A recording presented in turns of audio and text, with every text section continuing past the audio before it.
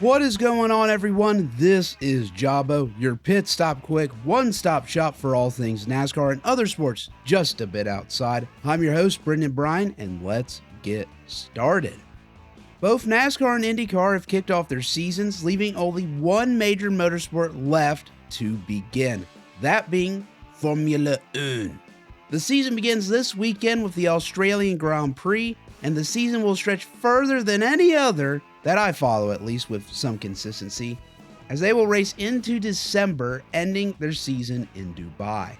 Outside of the usual many mechanical regulations in the off-season that I can never wrap my head around, there have been a few changes in the off-season. Okay, I lied. I know some of the mechanical rule changes are meant to encourage the development of hybrid engines like the IndyCar series has now, but that's it. That's all I know. Head empty. Schedule-wise, not much has changed, but there will be a new track in 2026. The Emilia-Romagna Grand Prix will not return in 2026 and will be replaced by an additional race in Spain on a new street course in Madrid.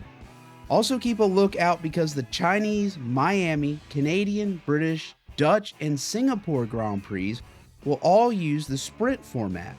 If you didn't know, the sprint format involves like a secondary smaller race that also gives out points, but I don't quite understand the whole gist. And people complain NASCAR's gimmicky. I mean, don't even get me started on F1's race links that take out fuel, because eliminating fuel mileage is just crazy to me. I believe the only rookie in the field is Arvid Lindblad. I think that's how you say his name. Please correct me if I'm wrong. Who is replacing Isaac Hadjar at Racing Bulls, while Hadjar is replacing Yuki Tsunoda at Red Bull. But the biggest driver shakeup in the field is tied to the biggest story in the offseason, a brand new team. This new team is the Cadillac team run by Andretti Global. They are fielding 2 full-time entries, and they picked 2 veterans to fill their seats. 6-time Grand Prix winner Sergio Perez and 10-time Grand Prix winner Valtteri Bottas.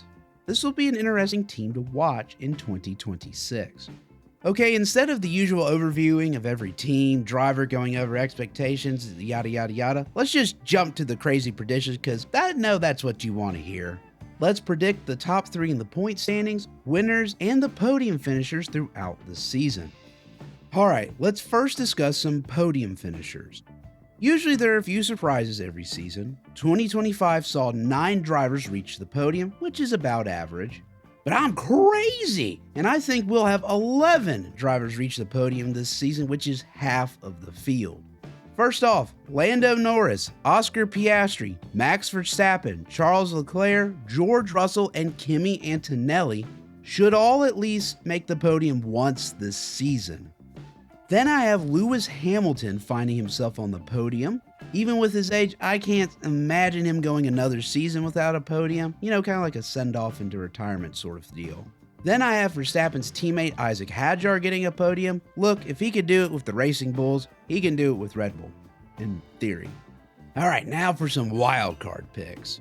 First, I have Carlos Sainz getting on the podium for Williams, which is a team I think is heading in the right direction, and Sainz is usually good for a podium or 2 a season.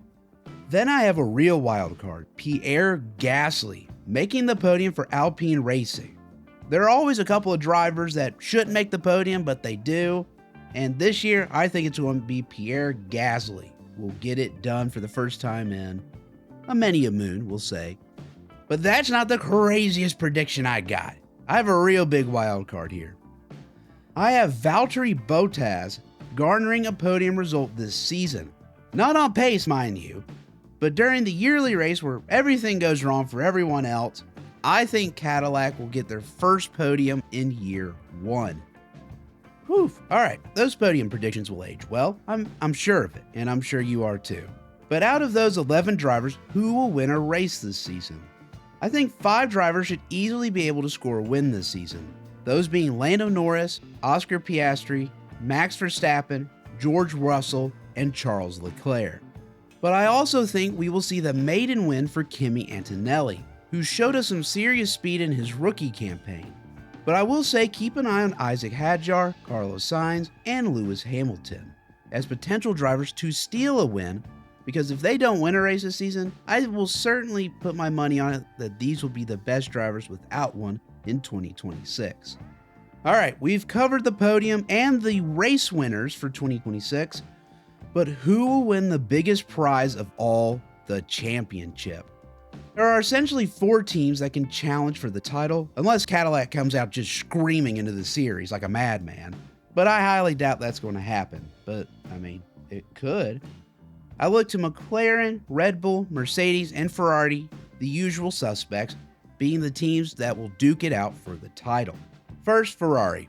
They have the talent behind the wheel. Even though Lewis Hamilton is 41 now, he is still one of the most experienced drivers in the field with over 100 wins and 7 titles. He might be regressing from age, but he is still a threat week in and week out. But Ferrari's best shot at a title is Charles Leclerc. But as always, when it comes to Ferrari, can they limit the mechanical woes? Next, let's discuss Red Bull.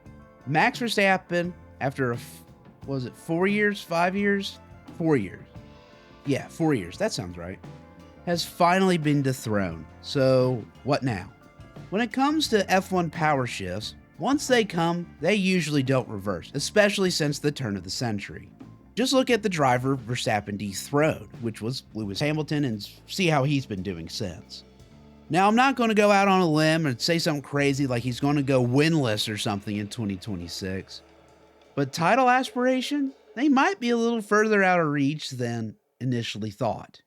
I think the driver carousel and the team's second entry is part to blame for this. Not because of the drivers themselves, but going through them like Swiss cheese means that no new information is being gathered and everything is on the shoulders of Max Verstappen. I really think this team should have picked a veteran for this second seat to provide some calm and stability rather than going after their third young prospect since the start of last season. I think this team is due for regression, but how much is yet to be seen. Now let's discuss Mercedes, which has quickly become the favorite title pick for many after the preseason test at Bahrain. Honestly, I think they will be better and move closer to title contention, but this is still a very young team with a lot of growing still to go. Antonelli's goal should be to earn his first career win first this season before even thinking about a championship. And for Russell, this season is a great opportunity to take a stab at the title, but take it as a learning experience for what will probably be Mercedes' big breakout in 2027. What I am trying to say by talking about these title contender teams is that yes, they have a shot, but they will have to buck a trend stretching back to Nico Rosberg in 2017, and honestly even further back to Jenson Button in 2009. And that is for a team to go one and done for winning a title. Since 2010, Vettel, Hamilton, and Verstappen all won multiple titles in a row before losing again, with the only exception being Nico Rosberg in 2016. But he was still on the same team as Hamilton, so the title never even left the shop. I honestly think that if McLaren loses the title this year, it will be a huge upset and would break this essentially 18-year-long trend. And personally, until I see it, I just don't see it happening. So, for your season-long podium, I'm taking George Russell in third, Oscar Piastri in second, and Lando Norris in first to win his second consecutive title. I think Piastri will keep it close at times in 2026, but 2025 was really his shot to beat Norris. Russell will keep the McLarens honest, but I think Norris breaks out and wins the 2026 F1 Championship, his second in a row, with a pretty dominant season. Well, that was a lot to cover, and I know these predictions will age very, very well, especially my Cadillac making a podium this season. That will just look real good by Christmas. The season starts off this weekend in Australia and doesn't stop until December. Thank you so much for listening to my 2026 F1 preview and predictions on Jabo. I've been your host, Brendan Bryan, and I will see you all next time.